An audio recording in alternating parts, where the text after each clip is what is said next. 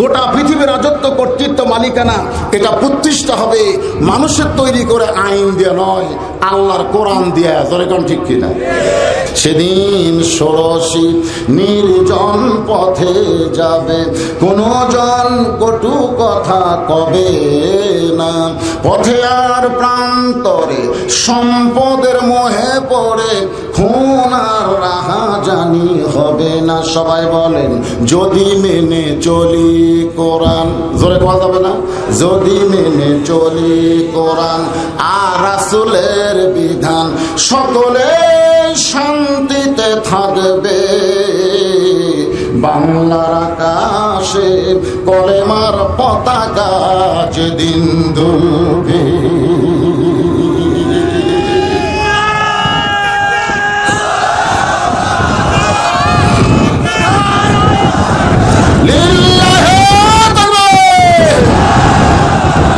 মাশাআল্লাহ, আমাদের আশা আছে না নাই?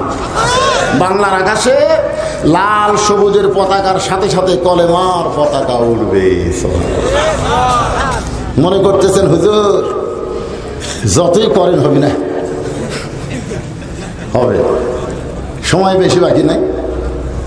গোটা বিশ্বে মুসলমান, আপনারা ইউটিউবে দেখেন, ফেসবুকে দেখেন, দৈনিক আমেরিকাতে শত শত খ্রিস্টান মুসলমান হচ্ছে, দৈনিক ভারতে শত শত হিন্দু মুসলমান হচ্ছে। আল্লাহ বলবে এই পুরানা মুসলমানের হওয়ার দরকার নাই, এই নতুন মুসলমানের নেতৃত্বে ইমাম মেহেদি দিয়া গোটা পৃথিবী মুসলমানের পায়ের তলায়।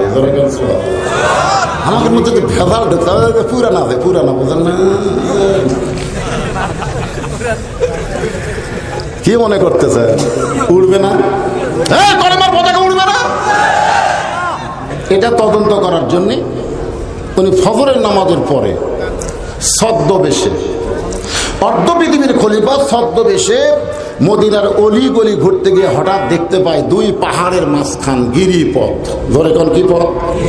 ওই গিরিপথের ভিতরে একটা সুন্দরী মেয়ে ধীর গতিতে হেঁটে হেঁটে আসতেছে।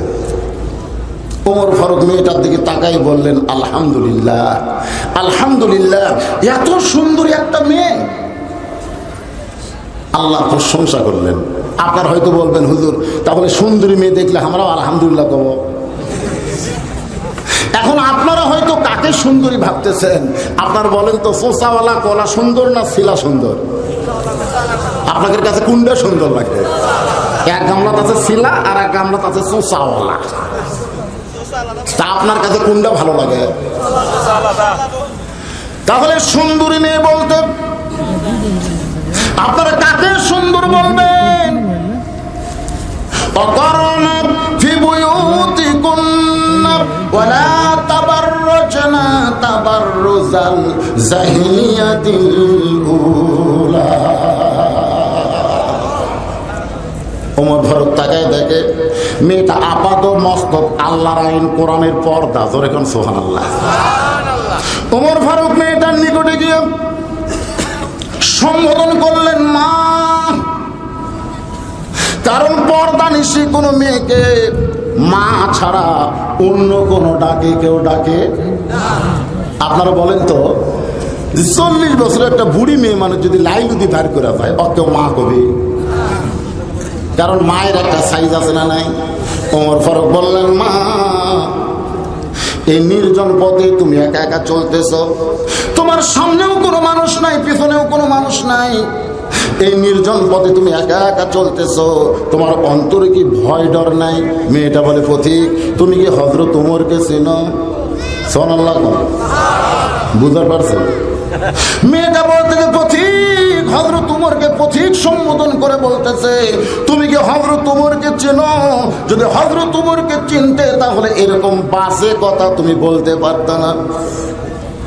ওমর ফারুক চুপ করছে, চুপ করে বলতেছে, মা হযরত ওমরকে চিনলে আমার লাভ কি? মেয়েটা বলতেছে, তোমার লাভ না, গোটা বিশ্বের মুসলমানের লাভ। জোরে কোন সুবহানাল্লাহ। যেদিন থেকে হযরত ওমর আল্লাহর কোরআনের তেলাওয়াত, কোরআনের সমাজ চালু করেছে, সেদিন থেকে পৃথিবীর এক প্রান্ত থেকে আর একটা প্রান্তে একটা মেয়ে মানুষ যাবে, ওই মেয়ে মানুষের কলিজায় আল্লাহ ছাড়া অন্য কারো ভয়